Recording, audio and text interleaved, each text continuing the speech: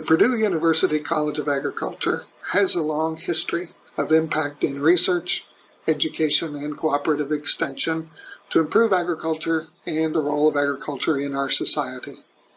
One of the ways that we continue to do that is in this realm of digital agriculture. It's the fusing of our physical and social worlds to make improved data-driven decisions and actions. So you'll see a website up there in the corner. We encourage you to visit that, purdue.ag/digag. I'm Dennis Buckmaster, a professor of agricultural and biological engineering, and I also serve our dean and our associate deans as a Dean's Fellow for Digital Agriculture to coordinate activities in the college, at the university, and through to external stakeholders regarding data-driven, technology-intensive agriculture. One of the projects that we have is the Wabash Heartland Innovation Network. The WHIN project is not exclusively a Purdue project. It is a partnership with WHIN, the organization, the community foundations in a 10-county region of West Central Indiana, of course Purdue, as well as Ivy Tech Community College, and many partner organizations, farms, manufacturing firms, etc. The focus of the WHIN project is to increase the role of advanced technology in agriculture and manufacturing.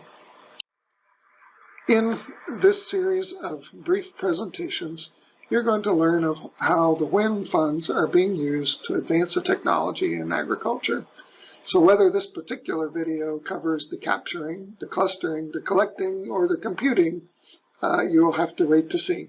But in each of these cases, we are moving forward the technology in agriculture through digital means.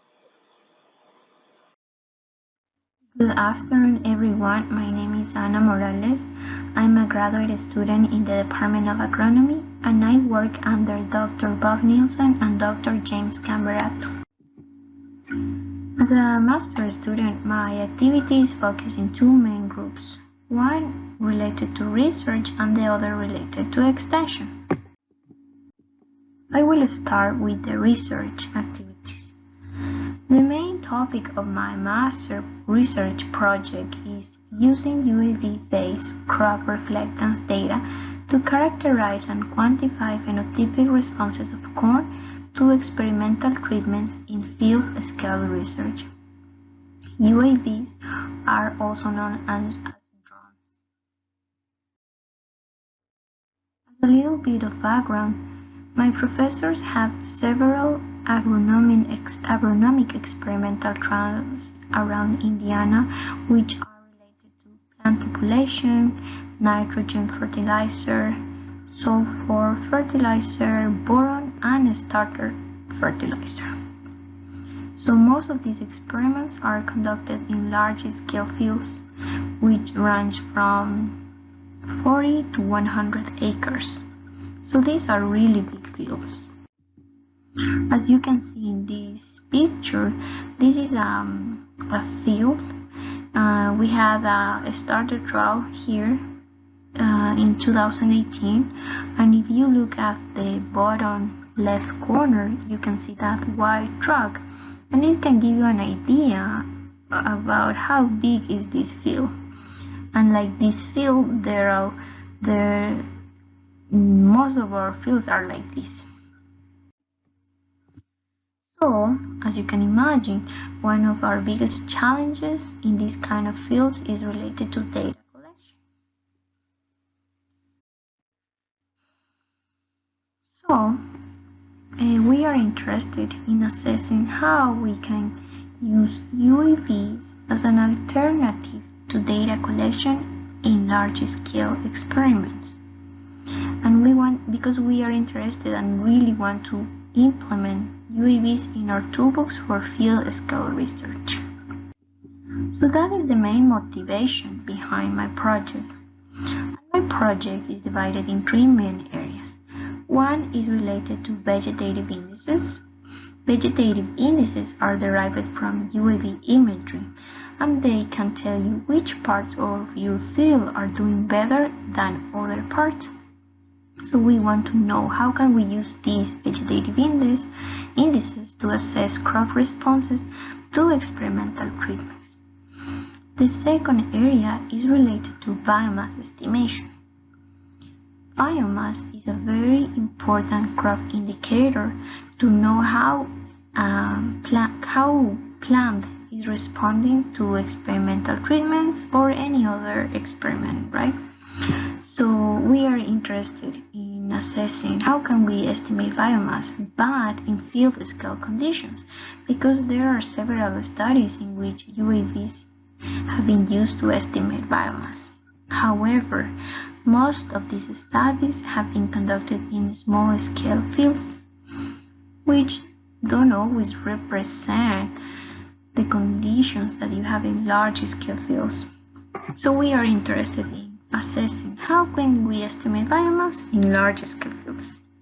Finally, the third area is related to comparing consumer cameras, like the cameras that we have in our phones, versus multispectral sensors. Sensors are the instruments that you mount in your drones, and sensors are the ones that give you the data. They collect the data, and that is the data that we use to analyze the effects of our treatments in the corn. So there are some experiments in which you really need multispectral sensors, right? Expensive sensors, but that is not always the case in all the experiments, okay? So we want to know if using consumer cameras is enough for our cases and for our kind of experiments. So I'm about to be done with my project, and the main findings of these three areas will be presented next month. Now, regarding my extension activities.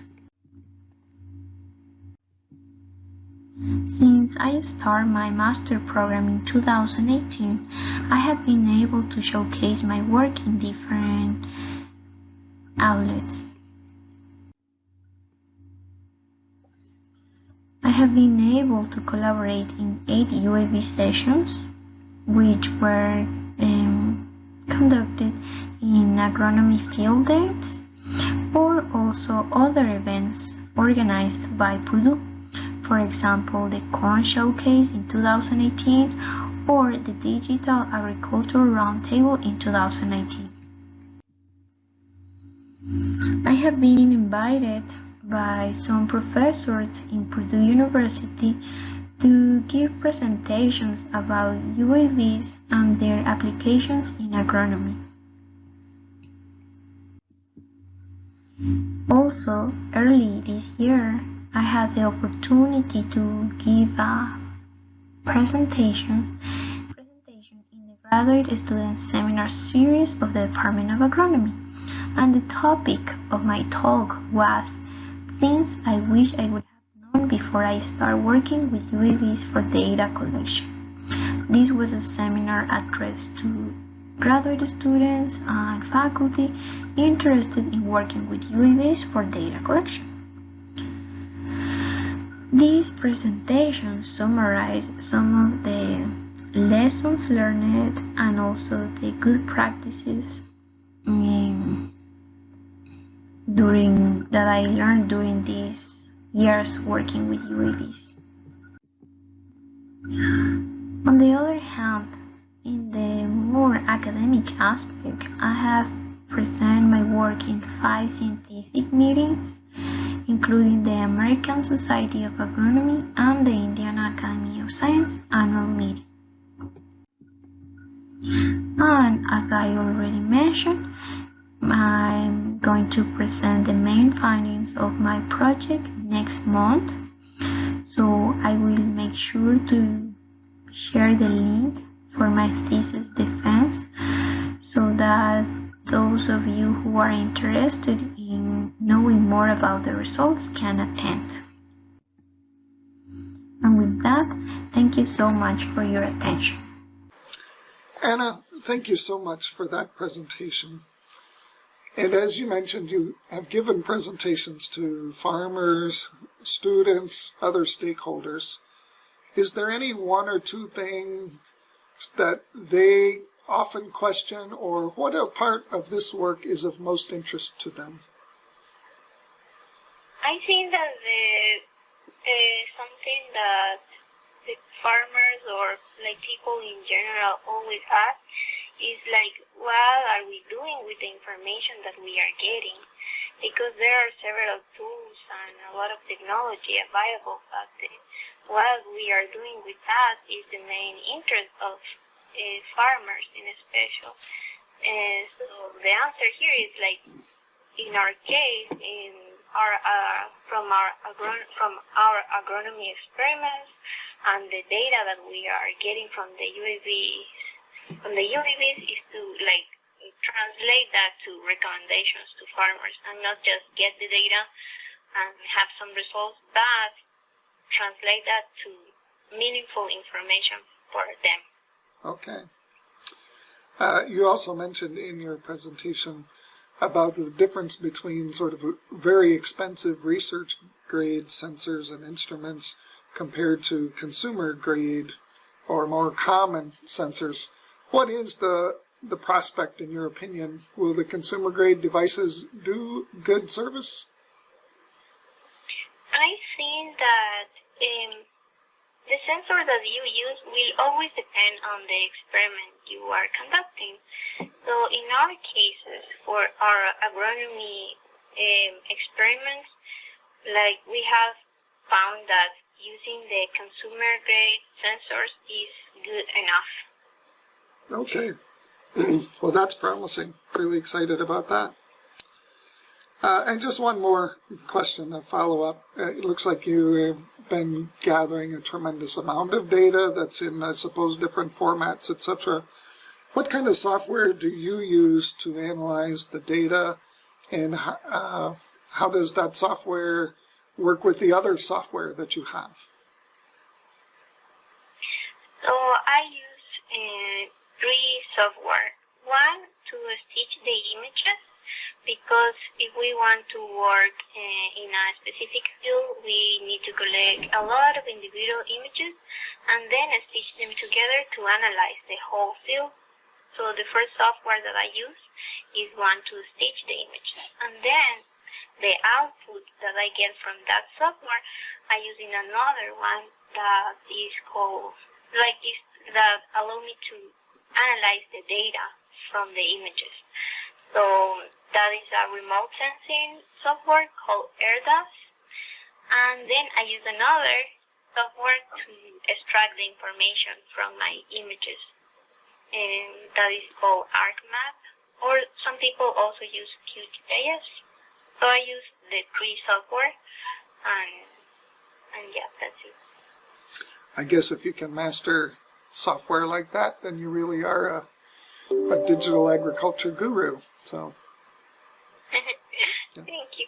I'm trying to become. Good. Well, thanks very much. I really do appreciate the information.